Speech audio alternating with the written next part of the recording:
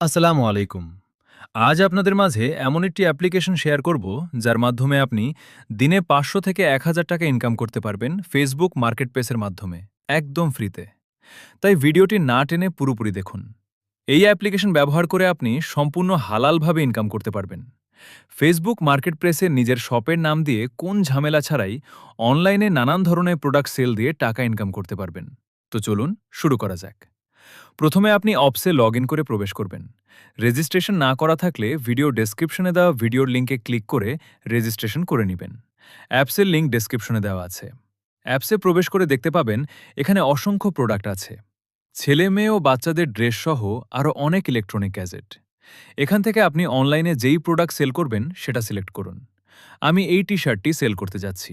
দেখুন, এখানে দাম দেওয়া আছে ৩১০ টাকা। আমি সর্বোচ্চ ৬০০ টাকা পর্যন্ত বিক্রি করতে পারবো। ৩১০ টাকার বেশি যেই ২৯০ টাকা লাভ হবে, সেটা আমাদের অ্যাকাউন্টে জমা হবে, যেটা আমরা সরাসরি বিকাশ অথবা নগদের মাধ্যমে তুলতে পারবো। এখান থেকে টি শার্টের ছবিটি ডাউনলোড করুন ও ডেসক্রিপশন কপি করুন। তারপর ফেসবুকে এসে ফেসবুক মার্কেটপ্লেসে প্রবেশ করুন।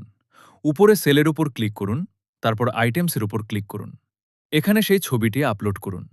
নিচে ডেসক্রিপশন দিন ও টাইটেলটা কপি করে উপরে দিন। এখানে প্রোডাক্টের দাম সিলেক্ট করুন। দাম আপনি কমও দিতে পারেন। এতে ফেসবুক মনে করবে কম দামে ভালো প্রোডাক্ট সেল করবেন, যেমন ১০ টাকা, ৫০ টাকা, ৯০টা, ৯০ টাকা ইত্যাদি।